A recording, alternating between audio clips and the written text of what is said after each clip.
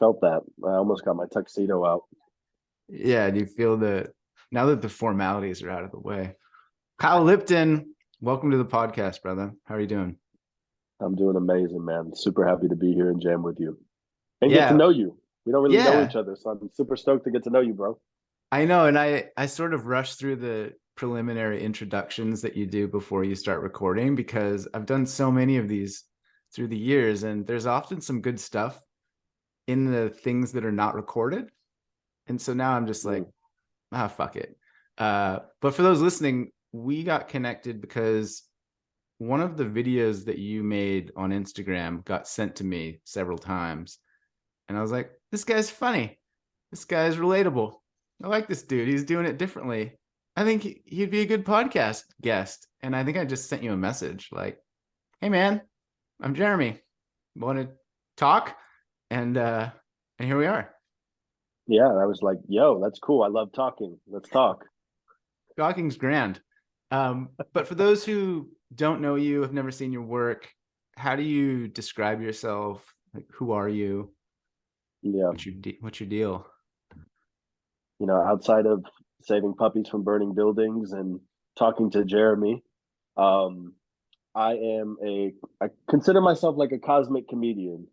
One of my purposes here on Earth is to reveal the cosmic joke, and that can reveal itself in many different ways. Like, for example, fighting for peace, or all of the ways in which our ego tries to get something when it only ever always does the opposite of what we're trying to get to, unconsciously, usually. I support clients. I'm a psychic. I support people with transformation. So I've been doing that in the realm of supporting clients for the past 7 years, and been funny my whole life.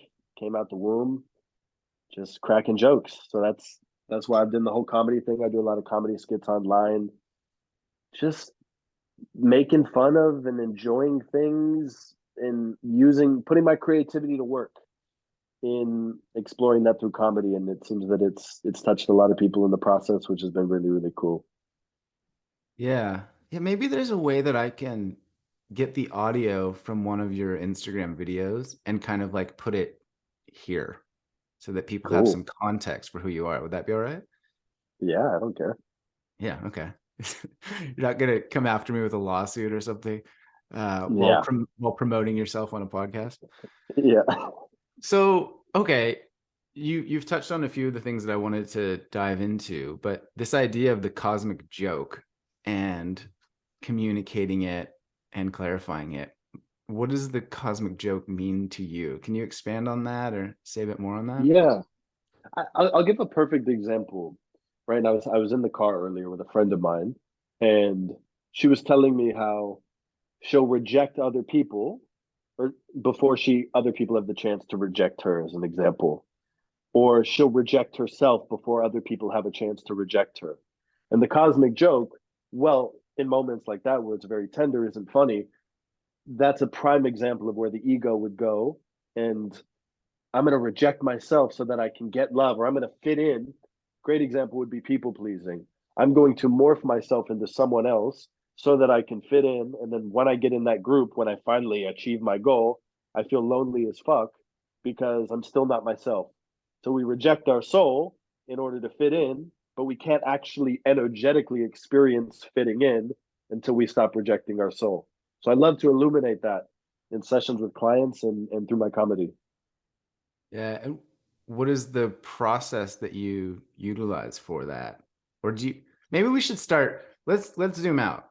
Like, how did you get into this space? You know, you mentioned that you're a psychic, which is immediately interesting. I think it's one of those words that just has deep resonance and like is covered in glitter. Like when someone uses Yeah. that word, it's like interesting. Let's talk about Yeah. that. So, how did you get into this space to where you are now, etc.? Can you give like a quick Yeah. biographical background? Yeah. Originally born and raised in Los Angeles, grew up with a family with a lot of love, not a lot of money. By the age of 14, 15, we ended up living in a homeless shelter for like 9 months. I ended up getting into personal development actually at the age of 14. I was a basketball player desiring to play professionally. And one of my biggest challenges was I practiced and I trained harder than anyone that I knew. But every time that the spotlight was on me and it was game time, I got scared. And I was so obsessed with wanting to get to where I wanted to go. I started watching videos online about how to be more mentally tough, how to turn my negative thoughts into positive thoughts. Being in like the bathroom stall before a game started, reading affirmations on a little crumpled piece of paper. And that kind of took me down the rabbit hole. You know, you start learning how to feel less sad. And the next thing you know, there's like some indigenous man shaking a rattle over your face in the middle of South America and everything in between. And that's kind of how it started. And then to segue into the psychic bit, I was working for a guy who was also mentoring me, and he runs retreats and workshops around the world in the personal development space. And I remember him telling me something. He said, practice trusting your first thought. So I just started playing around with it, as big as booking a trip across the world with no money and seeing how far life supports me and how far I can take it, to as small as go to Ralph's right now and buy almond milk. You need it, even though you don't drink almond milk. And the first moment when I really knew I could trust my psychic abilities, I was in the, for those who have ever been to Los Angeles, I was in a place called the Third Street Promenade in Santa Monica, hanging out with one of my friends. And I saw this vision of the friend that I was with, his soul being strangled. And I remember I was like, let me just practice trusting this thought. Shared it with him. His eyes looked like he saw a ghost, and he's been struggling a lot with self expression. I see that. And based upon his feedback and the look in his eyes, I took that as confirmation I could trust myself. So more than any modality, because I've had people ask me this before, more than any modality, not that I haven't studied things or watched countless interventions and learned and examined, the most powerful modality that I found is two things. It's one, it's love, loving someone. You can't judge someone into transformation. And two, trust. Trusting. I trust that whatever my heart and soul has to share with someone is 10 times more powerful than any NLP or process I could take someone through, not to discredit those because they are powerful. But that to me has been the secret ingredient, if you will, in creating transformation in my client's life and in my own life. Like I have literally continually lived the dopest movie production of my own life as a byproduct of this trust and love and trusting.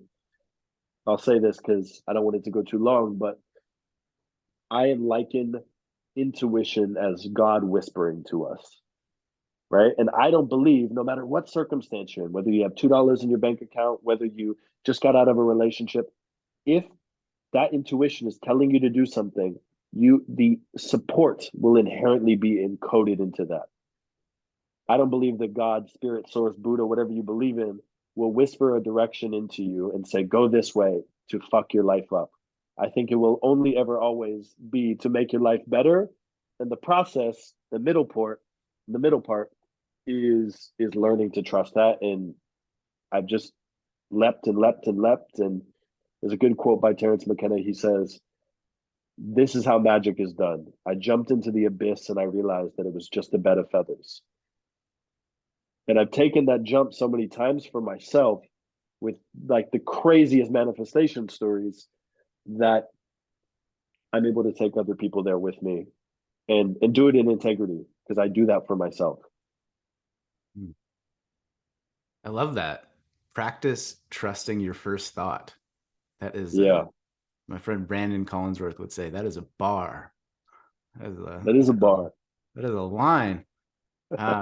And I've experienced that numerous times on this podcast where my brain will say, ask him about blank. And then my other part of my brain will kick in. It's like, no, that doesn't make sense. You can't say it that way. We're on a good track right now. And I'll throw this random question out there and it will open up like Minesweeper. If you've ever played that little computer game, and it like unlocks this space and suddenly we're down a rabbit hole of something really beautiful. And so trusting my first thought, one thing I want to go back to is you living in a homeless shelter. You drop that. You were living as a teenager in an LA homeless shelter for Yeah, 9 months, I think you said. Can 9 months. you say more about that? What was that like? What did it teach you? That seems to be a Yeah, unique living situation. yeah, definitely. I would consider that unique. So I remember I was living in a place called Westchester, California. It's a little, I don't know, little town city within the LA area, close to the airport.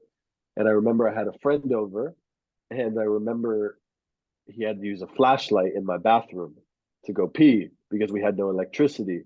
And I remember not too long after that, we had to move out of the place where I basically spent my entire childhood and moved into hotels. And then eventually we found this place in Los Angeles called Upward Bound House, which is like transitional housing for families. They provide you food, shelter. But man, it was an interesting time. It was me, my dad, my little sister who has Down syndrome, who's my absolute best friend, and my mom for the first 3 months, all in just one room. And being 14 years old, kind of like right in the peak of all the hormones raging, you're still kind of figuring out who you are. Um, it was tough in moments, but you know what? Just the fact that we had such a solid family unit didn't make it feel too bad.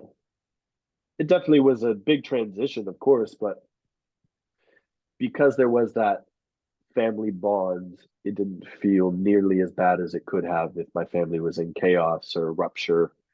It was, but yeah, it taught me a lot. And I would say one of the things that it taught me was I'm just reflecting on this now. One of the things that it taught me is, everything's temporary. The tough times are temporary. The good times are temporary, and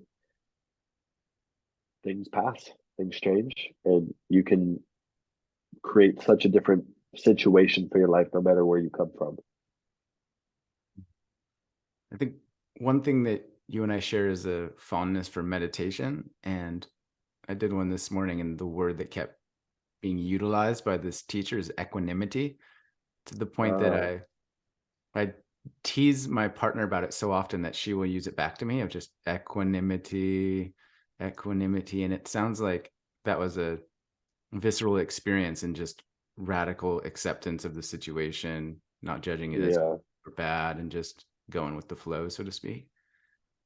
totally. And I say this, I've had to remind myself, but also clients. It's when you argue with reality, you lose 100% of the time, right? I'm not going to walk into a sushi restaurant and go, "Why the isn't there steak here?"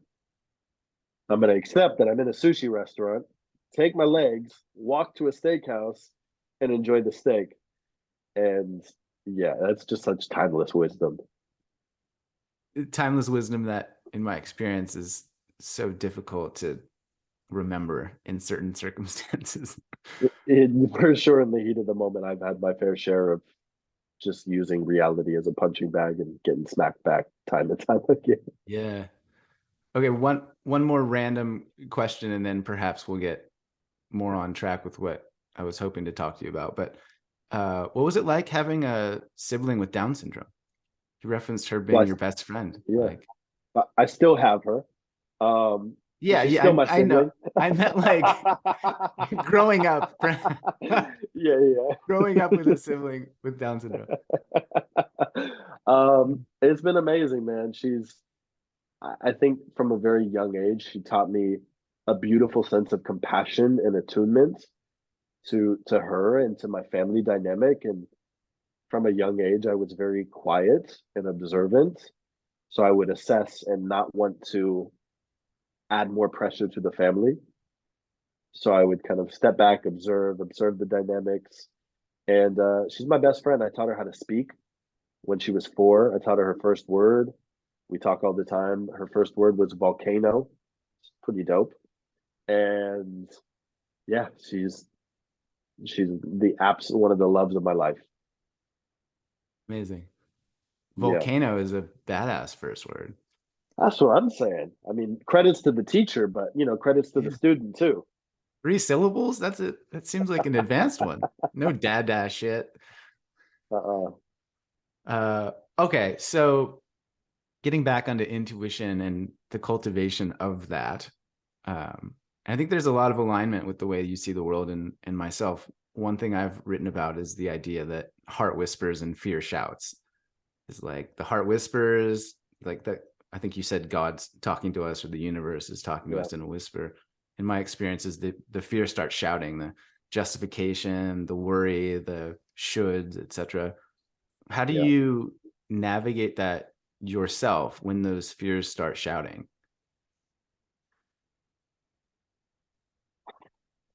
Or what would be the process to practice trusting your first thought?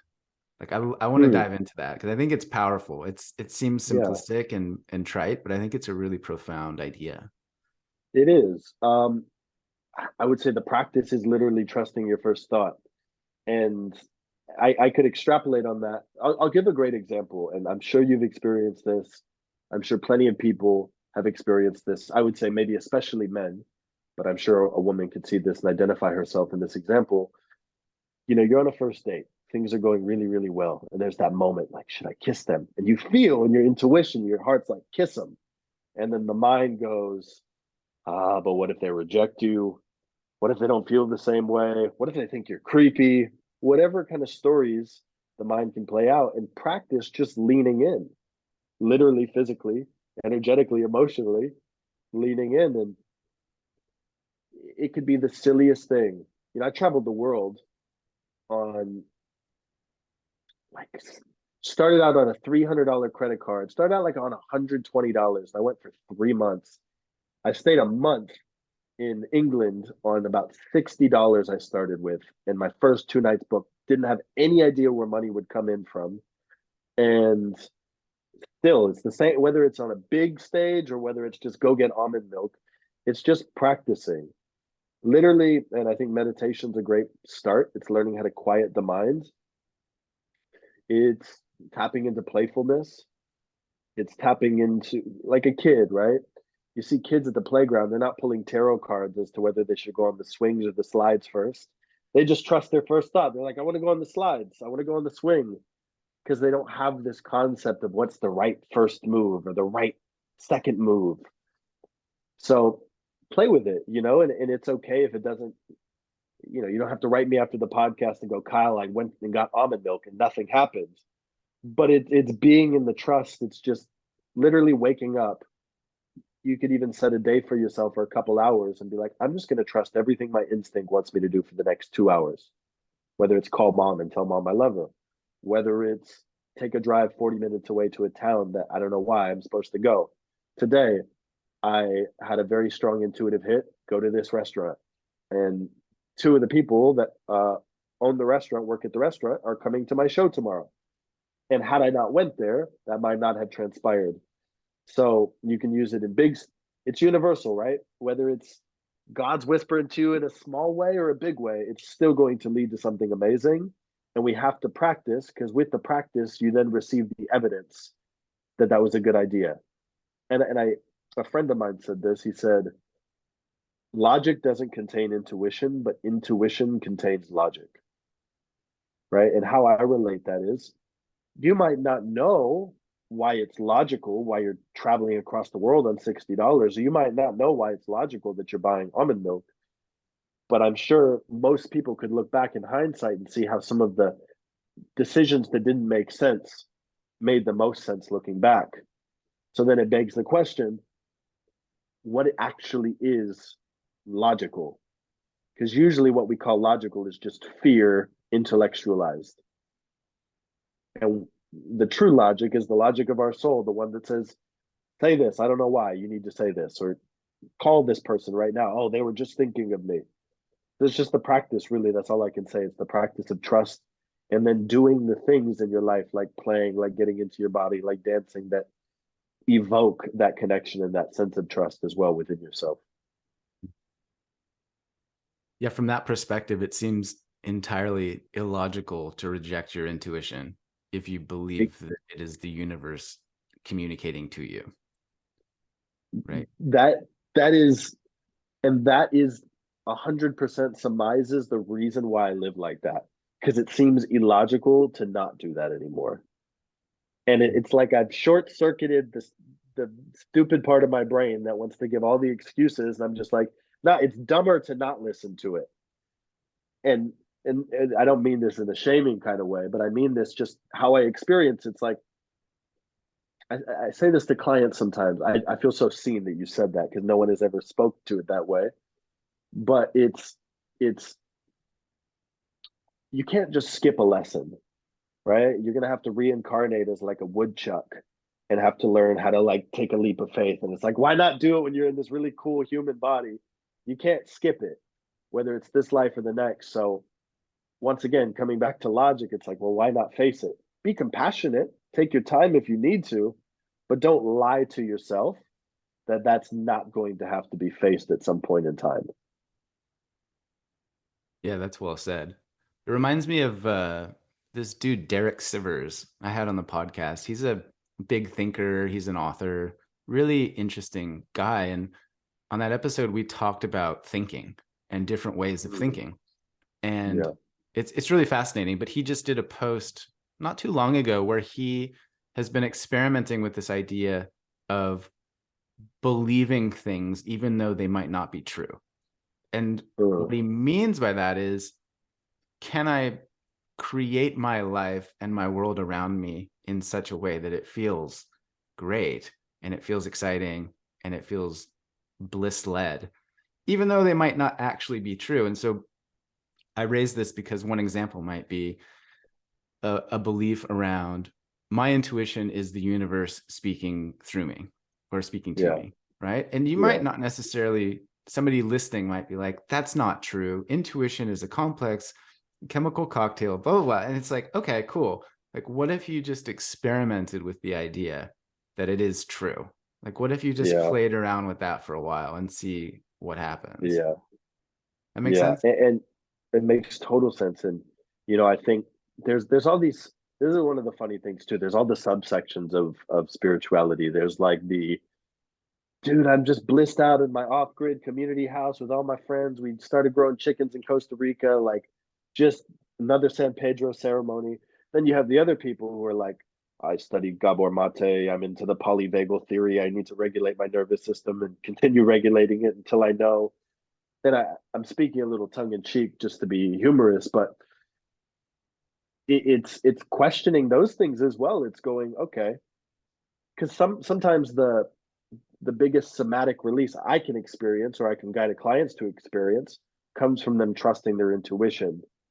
And what I've seen sometimes, and this is more subtle, is we think we need to continue regulating our nervous system and doing another thing and another thing. And I just need to prepare more, which, funnily enough, sometimes somatically, things can start to just naturally shift in the body from going, I love you, or I'm booking the trip, or I'm doing this. And then naturally our energy starts to come back into our body because we're not resisting that God voice, that intuition, because it's like all this universal energy, if you want to call it, is trying to rush through us, and then we stop it and go, I just need to personally develop myself just a little bit more until I'm ready. And God's like, the time is now. And you're like, no, but you don't understand, God. I need to regulate the nervous system. And God's like, your nervous system will be regulated as soon as you take the leap. You're like, but you don't get it, God. I'm me. I know better. And that's the simplicity, though. But the other side of the spectrum would be if I had an intuitive hit, like, Kyle, you need to, do somatic breath holding in a cave in Wichita, Kansas for the next 3 months continuously. I'd be like, all right, don't know why, but let's do it. And it's just being willing to listen to whatever's true. And a mentor of mine, he had a mentor who said, the lineage of mentors. He said he had an acting teacher, and in his acting class, this teacher said to him, the truth of the moment is more interesting than any story you could ever come up with. It's a And bar. to me, that it's a bar. And to me, it's so profound because I don't know if you've ever experienced this, but you could be in a conversation with someone and you can feel there's something in the space. Someone needs to say something. And you notice yourself kind of just talk around it. And it could be an interesting conversation, but the tension in the space starts to multiply because someone's not saying the thing or leaning in for the kiss or saying what they really want to say. And that, to me, is far more interesting than the most advanced intellectual conversation because there's no spirit in it. And when we come back to just the simplicity, which is why the same teacher, two different teachers could say the same thing, and one will land a lot deeper based upon that person's connection to themselves. And yeah, this whole world's just fascinating. Is basically what I'm trying to say. And geek out on the world. By all means, we're kindred spirits there. And you reminded me of your quote at the beginning about the abyss being mistaken for a bed of feathers or whatever it is. And when you were Yeah, describing the tension in somebody, I could see them saying like, no, I can't go to the abyss. I just need to relax. I need something soft. I need to find somewhere to lay down for a minute. And everybody else is kind of like, go to the abyss, because the abyss from our perspective is actually the bed of feathers. It's actually the thing that you need, but you're yeah, rejecting your intuition because you're in an illogical conversation with the universe and trying to practice right. trusting And that. that is the cosmic joke, right? You get the thing that you need from doing the thing you don't want to do sometimes. You're like, I just need to relax first. I'm like, you can't relax because God's trying to push you off the cliff and you're fighting God. So how are you ever going to relax? Because you're tense, because you're resisting the universal hand that's trying to give you everything that you want. And if you just let it push you off the cliff, yeah, sure, scream on your way down. But then the moment you land on some orthopedic pillow from Egypt, you're like, you know what? I probably could have trusted this like 10 lifetimes ago, but I'm glad I'm here now and I'm relaxed. Yeah. Yeah, precisely that. Another way I've described this is that the anxiety exists in the uncertainty. I feel like Yeah. it's very easy or very common from my own experience and working with people that will overthink, overanalyze, weigh the pros and cons. We just need to listen to one more podcast or talk to one more person for recommendations, and then I'll know Yeah. for sure. And Yeah. all of that does is builds up this anxious energy inside. And then once you make the decision, do you stay? Do you go? Do you get the almond Yeah. milk? Do you get the soy milk? Yeah. Then it's like there's a relief there because there's some certainty, right? And you could work with that. Yeah. Yeah. 100%. And that, you know, the fear of the unknown on a deeper level is really just the fear of ourselves. Go Because on. so if we take the kind of essence of spirituality, I think most people would agree there's this kind of universal teaching that we're all one, right? So, how could the unknown ever be separate from us? So, with that knowledge, if we're going into this, was a game changer for me when it first shifted for me. It's that the unknown is just me. And when I realized that, I was like, oh, there's nothing to be afraid of. It's just more me. So I'm not actually afraid of the unknown. I'm afraid of myself and whatever thoughts that I'm projecting into the unknown, because there's nothing scary about the unknown inherently. It's just the unknown, right? I could be at the top of a roller coaster thinking this is going to be fucking sick. Or I could think, what if this thing falls off? Still me doing me stuff on the roller coaster. So instead of it being about the unknown, let it be more about what kind of me stuff is happening when I'm in the middle of the unknown. And then the cosmic joke is we're never not in the unknown. It is the cosmic joke. Like the cosmic joke is like you're never in control. You think you Right. are. Control is an illusion. It's like skydiving. I've never been, but I can imagine, and I've been in similar-ish situations that I can, not that there's many things similar to skydiving, but when's the scariest time when you're about to skydive? It's the time when you're at the edge, not when you're hurling 20,000 feet in the fucking air with absolutely no guarantees you're going to make it down, but it's literally when you're safe on the plane, that's when it's the scariest, which kind of illuminates the sort of fallacy of our own. The time when I should be the most scared is when I'm hurling through the fucking air. The time when most people are scared is when they're completely safe. Yeah, that cosmic joke again. Yeah. I I've never been skydiving, but I have been bungee jumping in Zambia, which is a pretty cool sentence to Cool. say. And Yeah. I can confirm I was standing on the very edge looking down off this bridge, and there was a man with his hand behind my back about to, give me the shove, and they Yeah. do the countdown. And I was completely filled with terror because I'm not a fan of Yeah. heights. And he starts counting down, and I remember turning to him and glaring at him, saying, "Not yet. Like, I'm not ready yet." And I scared him. I startled him. And he was like, "Okay." And he took his hand off my back. And then I kind of jumped. Into your point, once you jump, is like, it's a very different sensation as you're falling to earth. Like, you For don't have sure. time to feel terror, in my Yeah. experience. All you have Yeah. time for is to experience the falling and the Yeah. praying that the rubber band will catch you. Yeah. And For there's a sure. tremendous amount of freedom, I think, in that, of Yeah. like giving yourself to the bed of feathers, metaphorically. For Like, sure. I'm in. I'm on the Yeah. ride. Let's go. Yeah. If I take nothing else from this podcast, it's that I also want to have the bragging rights that I bungee jumped in Zambia. That Cool, is a eh? cool sentence. Yeah. Super cool. And I remember it was one of the most memorable experiences of my life because they pick you up, they wheel you back, put you on the bridge. And then the way that this one was set up, I had to walk to the end of the bridge, which was Zimbabwe. And then I had to walk back on the bridge to Zambia. But my system was so pumped full of every hormone, chemical, stress relieving Yeah. cocktail. I was a buzz. And I Yeah. remember very vividly walking across the bridge, and another woman came to me. And I remember thinking, wow, she is so beautiful. This is the most beautiful Yeah. person I've ever seen. And she was Yeah. just not just, but she was like a 50-year-old Zimbabwean, totally normal looking lady. But I was so pumped up in the present moment that I was just enraptured with being alive. Yeah. Yeah. And Well said. that was crazy. It was just and then for about a good 10 minutes there, I was just, as Dane Cook says, like Bugs Bunny on the moon, just like, bing, I am full alive. Anyway, Nice. help us get back on track here. I don't know where I was going with that.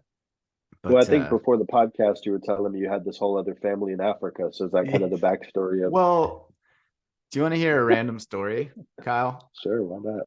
I don't think I've ever talked about this publicly, but I feel like the tables have been turned and now I'm a guest on my own podcast. So I appreciate your grace.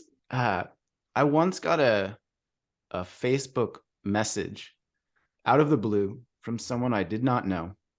Yeah. And it said something like, "Hey, do you know a woman named Kay Smith? You guys met in, Johnsonville in 2011. You guys played darts at the bar." And I was like, this is the weirdest message I've ever received.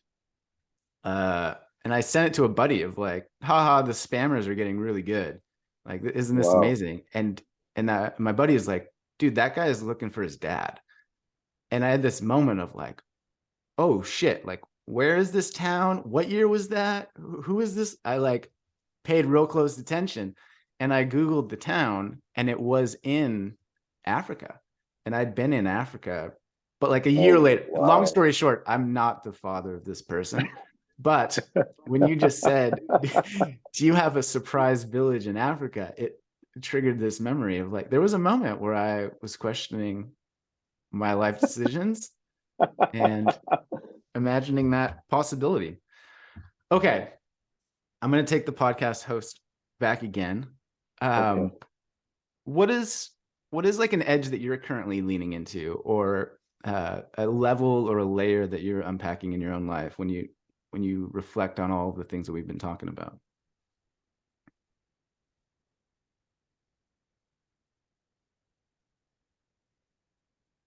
It doesn't feel like there's a couple things actually. One of them would be I feel I'm stepping into a new level of fierceness and clarity in terms of my own leadership and seeing the opportunities where I get to exercise that more. And really I think there's a bit of a fear, but also more of an exhilaration with this sense of really playing a big game and taking up all the space that I meant to take up. And that to me is I say this to clients sometimes, Like, go towards your inspiration because all your bullshit's going to come up anyways. You don't need to go looking for it. When you do the thing that you're terrified to do, when you go towards it's like it's being willing to deal with the stuff that comes up along the way, but it's realizing that in the path of expansion, if you will, I say this, it's like life is always supporting us. I was supporting a client of mine today, and I'll get back to myself as well, not to trying to divert, but I was supporting a client of mine today, and she's a single mother, shares custody, she's burnt out, just going through it. And she was saying how she was sad because her daughter was reflecting back to her that like mommy is I want to go hang with dad. I like hanging with dad more. And she was going through it. But she also, when she spent time with her daughter, she was half present, tired, exhausted, not taking care of herself. And I was like, if you look deeply, because I know it stings on a personal level, but if you can kind of look a little bit deeper and see the metaphysical invitation, your daughter is reflecting back to you that she wants to hang out with the real you, the you that's nourished, that's taken care of, and look past the kind of the smoke and mirrors that's happening on the physical level and see that that same daughter of yours, I guarantee you start taking care of yourself and showing up for yourself differently and putting in boundaries, that statement won't be coming out of her mouth anymore.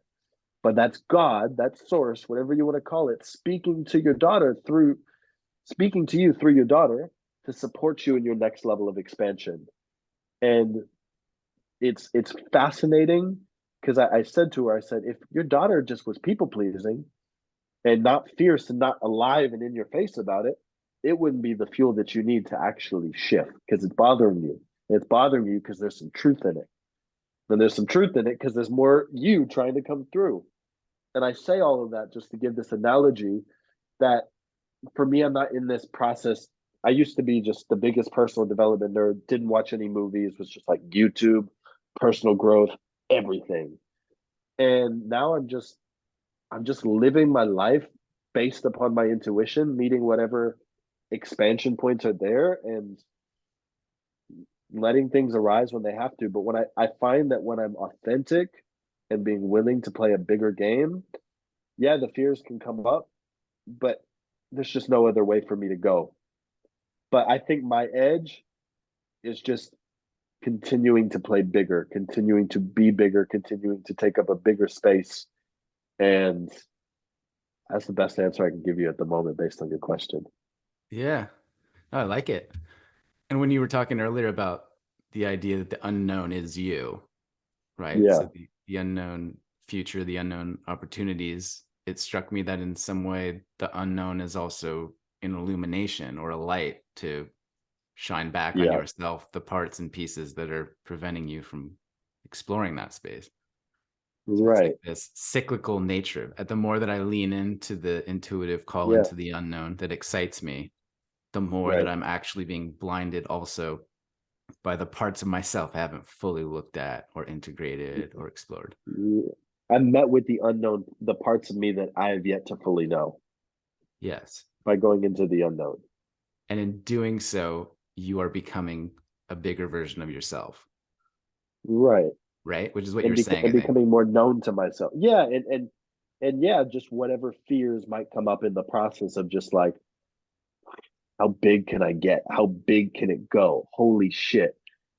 And that but that's exciting too. And I think cuz it's mixed with that beautiful excitement. And to me it's also just like I'm a bit of a trickster. I'm a trickster in the sense that that's not the best. It's what is the energy?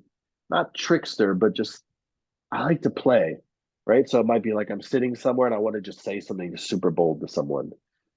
And that doesn't really occur to me most times, at least, as edgy. It's more just like exciting and playful and seeing like what will come out of that conversation. I just said that thing to that person, super curious what they're going to say. And that's fun to play with. Hmm. But yeah, in the past, I mean, I was like having phone, like going to workshops, having phone calls, repairing stuff, being vulnerable, saying shit I've never said in rooms of 50 people. I played in a lot of different Kundalini Tantra, breathing with people, acting like a gorilla, just all kinds of stuff. And I found it so it's so cool to just there's just so many modalities. There's just so many like little places to play, and if you look enough, you can find something for you. Yeah. Yeah, cultivating that curiosity for sure. It's like, Yeah, that's the piece that's never left me, and I think that's why I have gotten to where I've gotten because I'm just fucking curious about life. It's so dope.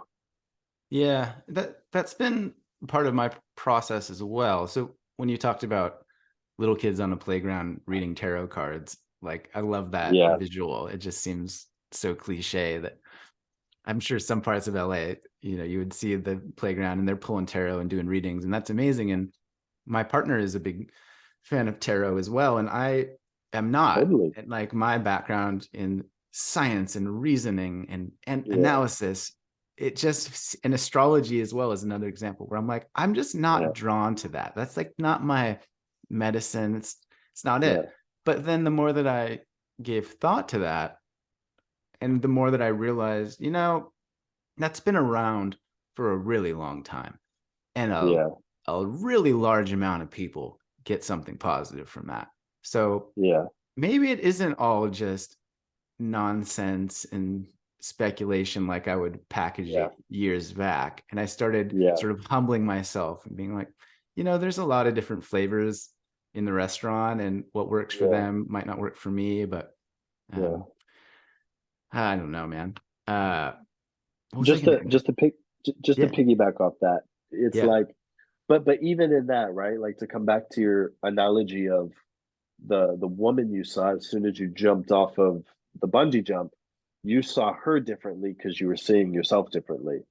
Mm. So and to come back to the other podcast guest, I forget the gentleman's name, but it's like what would happen if for the next 3 weeks you're like something really magical is going to happen for me in exploring tarot and astrology, and then you just live into that belief, and then it's just fun. Then it's like, wow, it's a game I can play with myself. I'll probably receive 5 cool tarot astrology synchronicities, and then it's just fun because at the very least we just get to pop and challenge our own belief that we have about, because I've done that too before.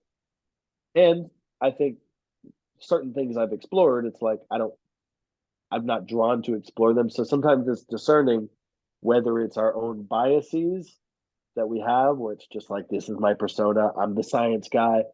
Give me Dr. Joe Dispenza. Tell me about my DNA rearranging itself. Or if there's a genuine, like, there's something there, but it's just my own persona. And I've been to some weird fucking events, dude, that I would never go to again, but I'm glad I've been to them because I'm like, cool. I love patchouli, but I don't want everyone to smell like it. Yeah, and it's all I was hoping we could talk about patchouli on this one.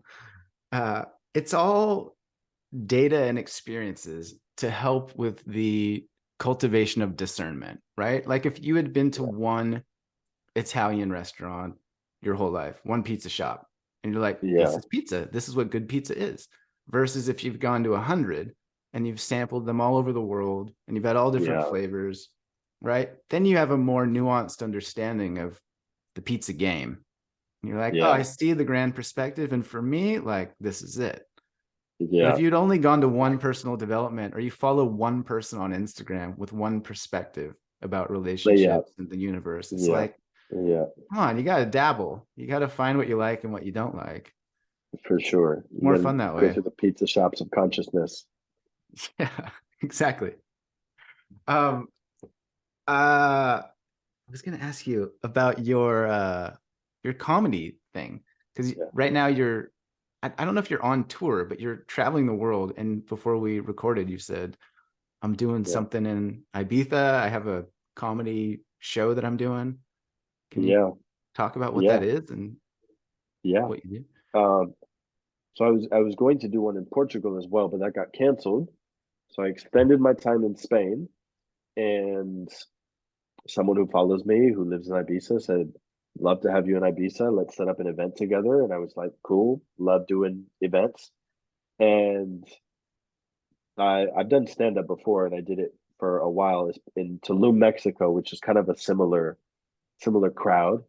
And yeah, we did our first event. It's sold out more than I could have ever expected. We had like 60 people there, and man, it was such a and I go into all kinds of things. What did I talk about? I talked about, you know, how there's like the spiritual, these are all jokes and I can't tell them well on a podcast, but people that are like trying to have sex to like Om Shanti beats, and Mm. people, are these people changing their names for spiritual reasons or for tax purposes? And just literally did a whole stand-up flow for a beautiful group of 60 people here in Spain, and it was fucking amazing. And yeah, I'll It's be like traveling. stand-up comedy, but focused upon personal development, spirituality as a whole. Yeah, The idea? it's kind of whatever I find funny, but usually it's, especially for crowds like that, it's, yeah, personal development, spirituality, kind of the whole funniness and humor of it. And to me, I kind of relate it. It's like a combination of philosophy, transformation, spirituality, and stand up. It's like cosmic comedy, and it's just an experience. But what was really funny, there's some pockets, especially during the show, that I observed where it's like part of the room would laugh and part of the room was silent. Then I'd tell a joke and I was like, this shit is really funny, humbly. And Yeah, then, super humble. yes, super humble. And I was like, wow, no one's laughing. And then so many people came up to me after the show, and it's like they didn't want to out themselves. They were like, am I the person? Am I this? Is this me? And is it okay for me to laugh? Do people? And it was cool because it really illuminated a couple things, that sometimes stand-up comedy, it being valuable, doesn't always mean it has to make people laugh every second. And when I think about someone like a Dave Chappelle, it's like I'm not always laughing, but I'm always thinking. And that to me is really transformational and entertaining. And then two, also just like how needed this is. It was like such a foreign concept. No one does comedy in Ibiza. And I was like, well, I'm going to come do comedy in Ibiza. Yeah. And that was amazing. And we're going to do one more show tomorrow night. And I actually have no freaking clue for the most part what I'm going to talk about. So that's exciting. Yeah. I love that. I picture you on stage and in that awkward moment of silence, perhaps being like, come on, that was fucking funny. Like, I know you all are hiding behind your egos right now and you're scared to laugh in this crowd of enlightened warriors or whatever, but Yeah. like, And, come and on. the funny thing is too, it's like, I was talking about this. I don't know what it is. I don't know if it like takes people back to like kindergarten or like school, where it's like they think they just like ignore it and it just goes away, right? Like if I'm like looking at someone and like having, they just think if they like don't answer the question and just smile, like I'm just like, we're just, but I'm also just like a human dialogue. Like it doesn't go away if you go and just smile at me. And I like to pry and prod and just like get people talking and sharing, because man, just people being unstifled. If the world is just like 10% more unstifled, the world would be so different. And I think, and I hope, my wish is that my comedy ends up being an exhale for people.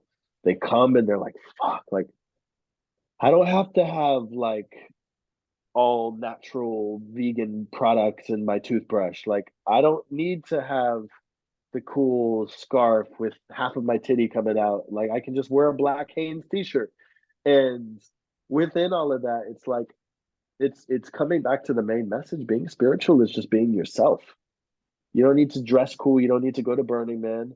The most spiritual people sometimes are the people who aren't even into spirituality. It's like the older I become, the more wise I become. And it's just like, wow, that old guy loving his wife in Italy who just like kissed her on the head is so much cooler to me than Terrence Applefeather, who invites people into his tent to do chakra activations. Nothing wrong with that either. I think that's cool, but it's like coming back to the simplicity of just love, whatever that looks like for you, and a reminder that it doesn't have to look like how it looks like for other people, because then it's just high school again. Mm, yeah, well said. And sorry, Terrence, if you're listening, we're big fans. No, Yeah, no offense. been rocking with Uh, the apple feather half my life. yeah, you remind me. I once got my palm read in Bali, and I was talking to the woman about meditation, and I asked Yeah. her, how often do you meditate? Like, what's your practice? And she said very succinctly, always. I was Yeah. like, damn, that was Nice. good. That was good. Bar. That Bar. was that was good. I see what you did there. And yeah, the more that you look around and observe life, there's spirituality all around us. And Yeah. I love how you phrased it, how you said it. And I have so much, like, you just keep saying stuff and I want to Yeah, add to it go, please. because similar, not exactly the same, but even in that breath, I've experimented with meditation my whole life. At one point, I remember I meditated like an hour in the morning, an hour at night, just like delta mode. And that's a brainwave frequency for anyone who's listening. It's the different frequencies of the brain, but it's another conversation. But I've noticed I can meditate less now and be way more present than I ever used to be, right? Because when we think about presence, when you're yourself, there's less to think about. And when there's less to think about, you're naturally meditative. So to give a good analogy, I like to liken it to like Google Chrome. You open up Google Chrome, you have your browser open, and there's these tabs. One tab might be call the electricity company. You need to handle that. Make that Facebook post. Finally book that ticket and follow your dreams. And the more that you naturally just in life start to close those mental, physical, emotional tabs, start going to the gym, take better care of yourself, and start being in the process of listening, which funnily enough, meditation helps you do that. You naturally become more meditative because every time you close the tab, that's presence, that's potential presence. And every time I close it and handle it, now I become more present and I become more in the moment because there's nothing else for my brain to micromanage. And the more comfortable we get being in the unknown, the less we need to grab onto things and think. Because a mentor of mine, Orrin Harris, he's a really beautiful man. He said, paraphrasing, but overthinking is under feeling, overthinking is under trusting. And I found that to be true through and through with myself and with clients. Overthinking is just a protective mechanism to take me out of being in the scariness I perceive the moment is. But the moment I can start to make peace with the moment, presence just becomes more of a natural state of being because I've handled all the things that are zapping presence. So if you're listening to this, if there's something that's been on your freaking mind for the past 2 weeks that you need to handle, start to handle them and you'll notice you'll start to feel more free and you'll be relieved. I love that. The Google Chrome tabs in particular is like very Yeah. visual. Like, oh Yeah. yeah. In the same way that subtraction is addiction, not addiction. Subtraction is addition. Subtraction was addiction. That'd be so. Subtraction is addition. It's a net benefit. Yeah. It's a plus. It's an additive, right? So when you remove those tabs, you're gaining something else. You're Yeah. gaining presence. You're gaining peace or Yeah. And who fulfillment, wants right? to think about the electricity company for 2 weeks, even if it's like in the background? I mean, we've all been there, right? Worrying about Everyone. something for 2 weeks that takes 4 minutes to get off your plate. Like, what was I doing? Yeah. I did that with a client, she'd come to me and she had so many things on her plate. And I said, all right, we're gonna do every single fucking thing right now on the Zoom. Okay, you're gonna cancel the gym membership. You're gonna do this. You're gonna do that. She did everything in like 15 minutes that's been on her mind for the past 3 weeks. And she was like, I feel so much better. I'm like, no shit. Closed a bunch of tabs. It's all closed now. Google Chrome's firing properly. Um, is there anything that I've not asked you that you are like, bro, come on, that was a gimme. Why haven't you asked me that, or why haven't we talked about that? I just want to make sure we've got the gist of your voice out there. Anything? Just a little microdose of my soul. Yeah. Um, Have we hit it all? Or do you feel like this is? I got a story I can share. It's not super long, but I think it'll kind of drive home the point of trusting the unknown. That's pretty amazing. Yeah. Imagine how awkward it would be if I was like, "Nah, sorry, bro." After everything, I I thought gotta that. go. Hey, bro, I know Uh, I reserved an hour and a half, but I seriously need to do something better with my time. I have lemon yeah, water in the fridge. yeah, that was a rhetorical invitation. Please. What's the story? Okay. So 2000, and really why I'm sharing this story is to share the power of how everything lines up when you do the most quote unquote illogical thing. So it's 2017, February 2nd, or 2018, February 2nd. Sit in my little office. I'm dating a girl who lives in Germany, long distance love bombing. So I think maybe that's also part of the well, we weren't love bombing each other. Hopefully I wasn't. That would suck. Sounds unhealthy. But anyways, it's February 2nd. I'm supposed to see her at the end of the month. I have basically nothing to my name except for a $300 credit card. And my intuition's just like, look up flights from Los Angeles to Berlin right now. I was like, okay. I look, I see a flight. It's $180 one way. And my whole soul is just like, book it, book it, book it. I book it. I paid a little bit extra for the travel insurance in case I backed out of my decision. And after $180, I booked the ticket. The only quote unquote problem was it was leaving in 2 days. I had no money scheduled to come in, and I was traveling with the other $120 on my credit card. I was like, all right, well, my soul said, do it, let's do it. But even when I was in the scariest situation, my body was just buzzing with excitement. February 3rd rolls around. A friend of mine, a neighbor of mine, former coworker of mine, signed up with me and wanted to become one of my clients. Pays me the day before I'm about to fly out. I'm like, okay, there's something to this. Go to Germany, literally walk to my girlfriend's apartment, surprise her. I'm like, hey, by the way, I'm here now. And she was a German Virgo. So, well, I don't know what that you're means. not into this. Yeah, that's right over So, my head. yeah, I felt that. So, Germans, they're very logical, linear, don't mess with my schedule type culture. Sorry, Germans, I love y'all. Mhm. You don't want to have an audience of German people at your stand up. So, just Germany tour canceled. And she's a Virgo in addition to that, And the meaning Virgos are very logical, very linear, very organized, neat. So me coming February 4th instead of February 27th or whatever we would do it. Big deal. So, anyways, I go there. She's super happy to see me. It's all good.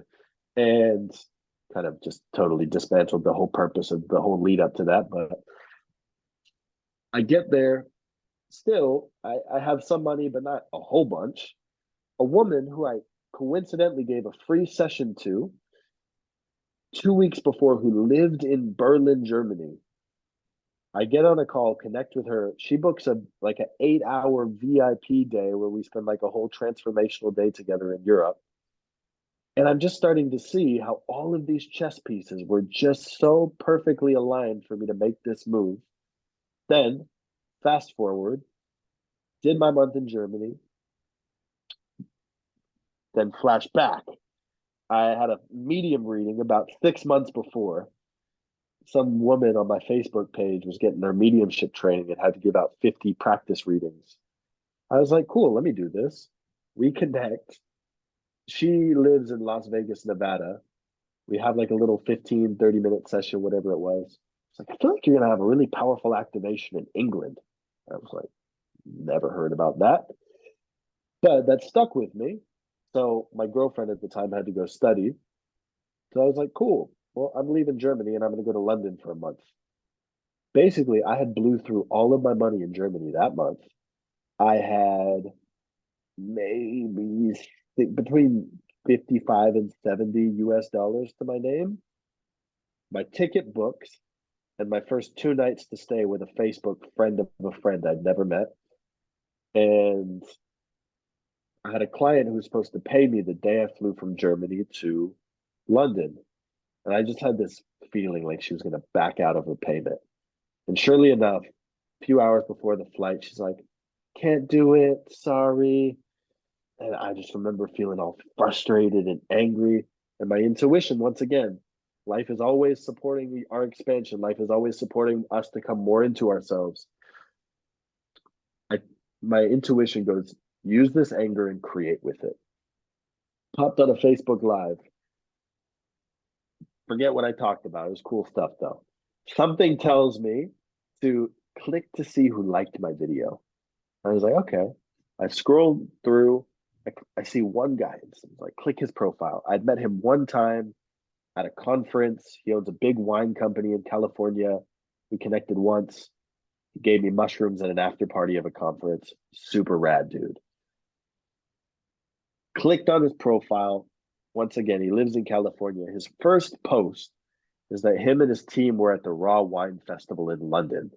And I'm like, come on, I have to connect with this guy. I start connecting with him. I send him a message. He's like, cool, when you get to London, we can go out for dinner with my team. I get to London, make it through the gate. I got sleep at the airport that night.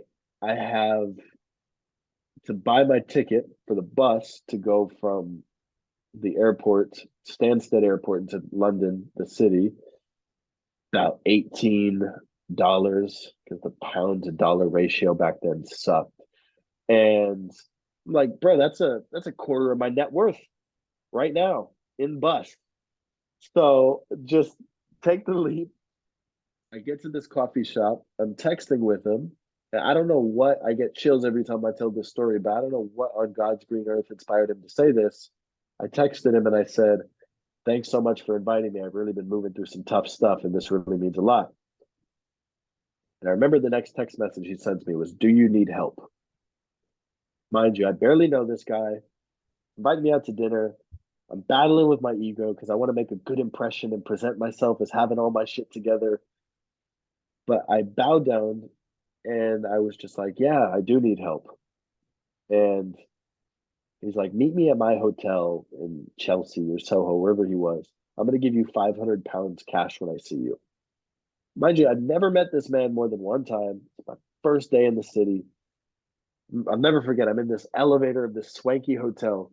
He has like a dope trench coat on and just like discreetly hands me 400 something pounds. And I remember like I was like still kind of shaking and in shock just at like how everything was working out in the craziest of ways. As I was on the flight from Germany to London, I'm journaling. I exude luxury and abundance with every step and breath I take. Still like shaking and freaking out, but just like affirming it. He takes me to the best restaurants in London. You know, chickens with feathers on them still coming to the table, snails I've never seen before. And I'm like, okay, something's happening here. Uh, Stuff's flowing. I get one of my mentors PayPal me. Didn't even know I was going through financial struggle. He never sent me any money in my life. And the message was just like, keep your head up and keep your heart open. I was just like, you can't make this. It's like God just sent a team of angels, just like, all right, Kyle did the thing. Time for him to be supported. I'll never forget. I had some money stacked up. I was supposed to go to Bali the next month with my now ex. And I had most of the money at this point, but not all of it. She's like, do you want to book our tickets to go to Bali on Thursday? I think it's Monday. And once again, my spirit was just like, just make a decision. And I tell her on the phone, I was like, yeah, let's book it on Thursday. Hang up the phone, pull up my Facebook Messenger. I got 4 voice messages from a guy who had been in one of my programs back in the day. He goes, dude, I just came out of this medium reading, and the medium said that a guy called Kyle was supposed to help me with emotional stuff. That Thursday, he becomes my client. Friday, he sends me an extra payment I wasn't even expecting. And I made the most amount of money I had ever made in my business that month doing the least financially smart on a logical level decision. It created the greatest. What I learned from that was when you follow your heart and soul, you'll never be led astray. And when I viscerally, somatically, spiritually got that by taking that leap, it created this level of unfuckwithable trust that I know no matter what leap I take, it will work out. And funnily enough, to put a little cherry on the sundae, or cashew milk sundae, whatever you're into, the woman who gave me the medium reading, who lived in Las Vegas, just so happened to be in London at the same time as me for mediumship training.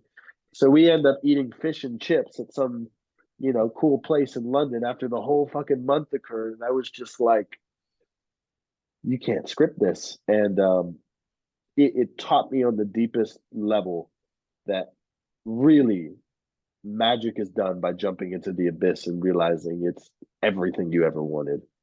Mm. Amen. Oh, It's a great way to wrap it up, man. Appreciate you. yeah. And thanks for sharing all of that. And I know you got an Instagram page that I'll put in the show notes, but are there other, like your website or anywhere else people can find you or your work? Instagram is kind of the hub. So they'll Cool. see all my content, all the ways to kind of get to know and see what I'm up to on Instagram. And then there's obviously links and stuff, but Instagram's kind of the main point of contact. Right on.